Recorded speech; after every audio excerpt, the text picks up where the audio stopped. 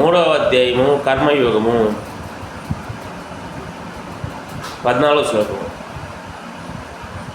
అన్నాద్భవంతి భూతాని పర్జన్యాదన్న సంభవ యజ్ఞాద్భవతి పర్జన్యో యజ్ఞకర్మస్య సముద్భవ. అన్ని జీవుల దేహములకు ఆహారం అవసరము. ఆహార ధాన్యమును వర్షము వలన ఉత్పన్నమగును. వర్షంలో యజ్ఞం చేయగలము. విద్యుత్ కర్మలను ఆచరించుటకు యజ్ఞము అందరు. 15వ శ్లోకము. మూడవ అధ్యాయము కర్మయోగము. కర్మ బ్రహ్మోద్భవం విద్ధి బ్రహ్మక్షరసముద్భవం తస్మాత్ సర్వగతం బ్రహ్మ నిత్యం యజ్ఞే ప్రతిష్ఠితం. విద్యుత్ కర్మలు వేదములందు నిర్దేశించబడినవి. అట్టి వేదములు దేవదేవుడి నుండి ప్రత్యక్షంగా వ్యక్తమైనవి. అందుచే సర్వవ్యాపి అయిన పరబ్రహ్మము దేవదేవుడు యజ్ఞములందు శాశ్వతంగా ఉండును. 16వ శ్లోకము. కర్మయోగము. 3వ అధ్యాయము. ఏవం పరివర్తితం చక్రం నాను వర్తయతిహాయ అగాయ రింద్రియారమోగం పార్థ సజీవతి. ఓ అర్జున, ఈ విధంగా మానవ జన్మలో వేదములు నిర్దేశించబడిన యజ్ఞ చక్రమును అనుసరించిన వాడు తప్పనిసరిగా పాపమయ జీవితము యజ్ఞ చక్రమును అనుసరించిన వాడు తప్పనిసరిగా పాపమయ జీవితము గడుపును. కేవలం ఇంద్రియ తృప్తి కొరకే బ్రతుకు వాడి జీవితము నిరర్ధకమే అగును.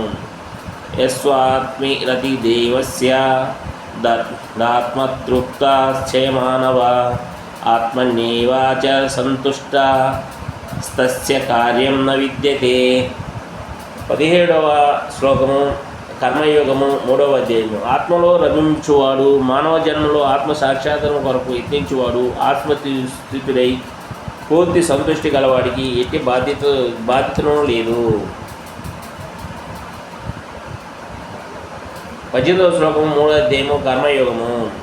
నైవ తస్య కృతేనార్ధో నా కృతేనేహ కచ్చన నస్య సర్వభూతేషు కచ్చిదర్ధమ వ్యపాశ్రయ. ఆత్మానుభవమును పొందిన మనుషుడు తన విద్యుత్ కర్మను నిర్వర్తించుట ద్వారా పొందవలసిన ప్రయోజనం ఏదియును ఉండదు. అయినను అట్టి కర్మను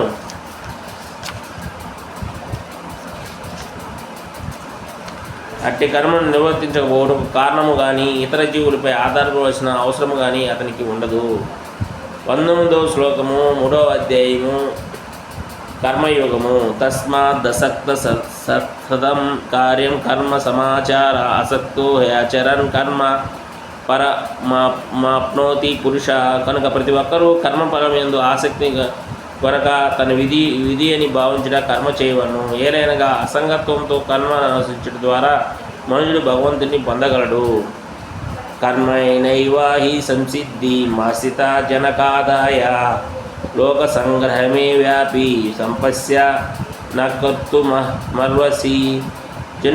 జనకుడు వంటి రాజులు కేవలం విద్యుత్ ధర్మమును నిర్వర్తించడం ద్వారానే పూర్ణతను పొందిరి. కావున జనసామాన్యమునకు బోధించు నిమిత్తమై తప్పక నీవు కర్మను చేయము. 21వ శ్లోకము. 3వ అధ్యాయము కర్మయోగము. యద్యదాచరతి శ్రేష్ఠ సత్తదేవోతరో జన స యత్ప్రమాణం కురుతే లోక సదనువర్తతే. మహనీయుడని వ్యక్తి ఎట్టి కార్యమును చేయను వాడిని సామాన్య జనులు అనుసరించుదురు. తన ఆదర్శప్రాయ కర్మల ద్వారా దేనిని అతడు ప్రామాణికంగా నిర్ణయించునో దానినే లోకమంతియు అనుసరించును. 22వ శ్లోకం.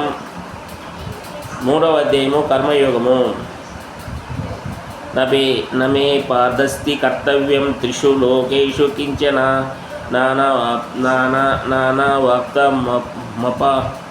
నానావాప్తవ్యం వర్త ఏవచ కర్మణి. ఓ పాద, నాకు నిర్దేశించబడిన కర్మ ముల్లోకములలో ఏదీను లేదు. నాకు ఎట్టి అవసరములు లేవు. నేను పొందవలసినది ఏదీను లేకున్నాను నేను కర్మలను ఆచరించుచున్నాను.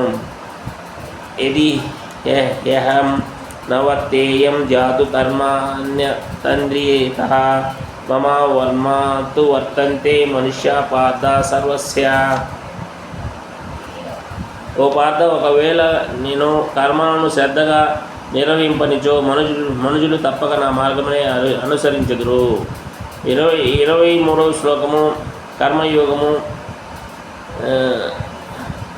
3వ అధ్యాయము. ఉత్సేదేయారిమే లోకాన కుర్యాం కర్మ చేదహం శంకరస్య చ కర్తస్యామపహన్యమిమ ప్రజా. 24వ శ్లోకం 3వ అధ్యాయం కర్మయోగము. కర్మను నేను నిర్వహించినచో లోకములన్నీను నాశనం పొందగలవు. ఆ కారణంగా అవాంఛనీయ ప్రజలు పుట్టుదురు. తద్వారా నేను సర్వజీవుల శాంతిని నష్టనపరిచిన వాడగుదును. 25వ శ్లోకము 3వ అధ్యాయము కర్మయోగము. సక్త కర్మణ్య విద్వాంసో యదా కుర్వంతి భారత కుర్యాద్వితాం స్తదా సక్త శ్రీకర్షు లోక సంగ్రహం. పామరులు ఫలాసక్తులై తమ కర్మలను చేయు రీతి విద్వాంసులైన వాడు ఆసక్తి లేకుండా జనులు సన్మార్గమున ఉండుటకు సంగరహితముగా కర్మలను అనుసరించవలను. నబుద్ధి వేదం జనయేద్ అజ్ఞానం కర్మ సంజ్ఞానం జేషయే సర్వకర్మాణి విద్వాన్ యుక్త సమాచరన్. 26వ శ్లోకము 3వ అధ్యాయం కర్మయోగము. విద్యుత్ కర్మలు ఫలముల ఆసక్తిని కలిగిన పామరులు మనస్సు కలతపడు రీతిగా విద్వాంసుడు వారి కర్మలను ఆపు చేయరాదు. అంతేగాక వారు భక్తిభావంతో అన్ని కర్మలందు సంలగ్నున్నట్లు చూడవలను. క్రమంగా కృష్ణ చైతన్యమునందు అగ్రసరుడు అగునట్లు. 3వ అధ్యాయము 26వ శ్లోకము కర్మయోగము. హరే కృష్ణ కృష్ణ కృష్ణ హరే హరే హరే రామ రామ రామ హరే ఓం అజ్ఞాన జ్ఞానాన్ని సలాకాయ చక్షుమే తస్మై శ్రీ గురవే నమః.